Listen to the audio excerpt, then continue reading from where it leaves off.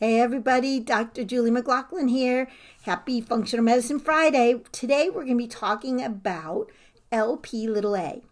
And I know many of you have had blood tests done here in our office at McLaughlin Care. And so I want to go through this on a little bit deeper dive because sometimes when we go over it and we talk about things, we're talking about so many things that it can be overwhelming. So we're going to talk about just this one marker. So it has to do with heart disease. And so when you come in, we usually look at your personal risk assessment with McLaughlin Care, your personal history, your family history, medications, supplements that you may be taking, and your blood tests. And when you look at the blood test, we look at something called lipids, which is really your cholesterol. Now, a traditional blood test is going to have a lipid panel, which you have your total cholesterol, your LDL, which is your bad cholesterol, your HDL, which is your good cholesterol, and your triglycerides. This is a 50-year-old panel. You've had your blood done with us before. We use an advanced lipid panel where we look a little bit deeper. We take a deeper dive under the hood. So we look at things like ApoB, small dense LDL, VLDL, Lp(a), which we're going to be talking about today, and ApoA1. Now, these tests are more advanced, and you think, gee, why isn't my doctor doing these tests? And that's a really good question, and we all should be asking for these tests to be done, because a couple years ago, the American Heart Association and the American Cholesterol Association just came out and recommended that everyone, along with the standard lipid panel, have this Lp(a) run and the small dense LDL at minimum. So we've been running this big panel for years and years. So many of you have had this done. And so let's take a deeper dive what that Lp(a) looks like. So it's something that can cause a heart attack and is not linked to necessarily just high cholesterol and lifestyle. And it appears to strike people who are perfectly healthy. For example, Bob Harper on The Biggest Loser, he had a heart attack. He's their trainer, super healthy guy, had a heart attack because of this Lp(a). And there's little known about this molecule, but it is part of our LDL or our bad cholesterol. So when you look at this little diagram, this is like your LDL, your bad cholesterol. The ApoB is how sticky it is. Whoops. And the Lp(a) is the whole component that goes around it.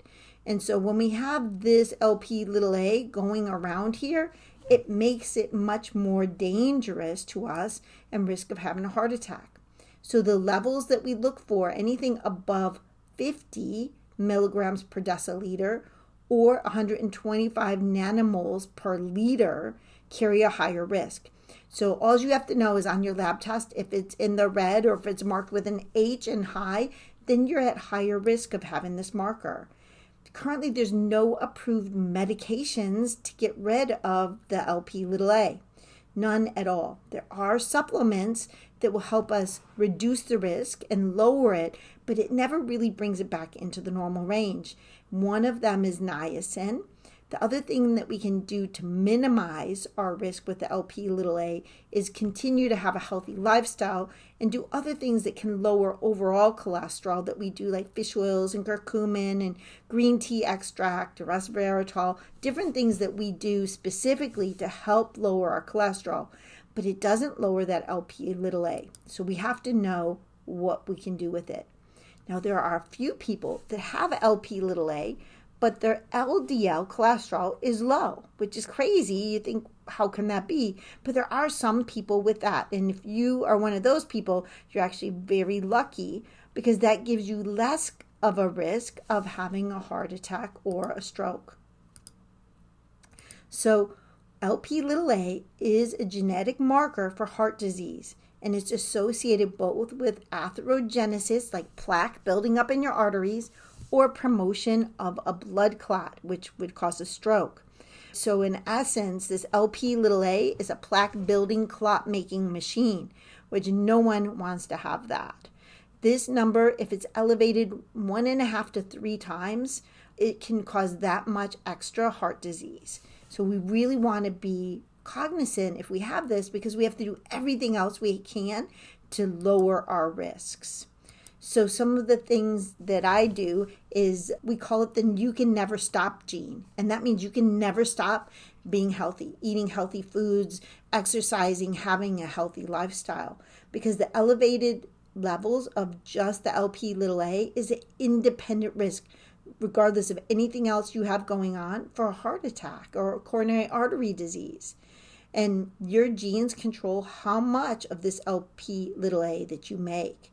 So it causes premature heart disease, recurrent heart disease, familial history. So if you have this, most likely you got it from either your mom or your dad, and your siblings, your children can have it as well.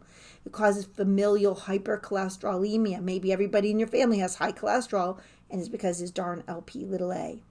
It gives you a 5% or greater risk of having an event within 10 years when it's really highly elevated. So it's something that we want to work on. They're doing lots of research with it now, but the best thing that I can do to help you is be aware that you have it and control all the other risks that are around it. And we usually use niacin, which is really helpful.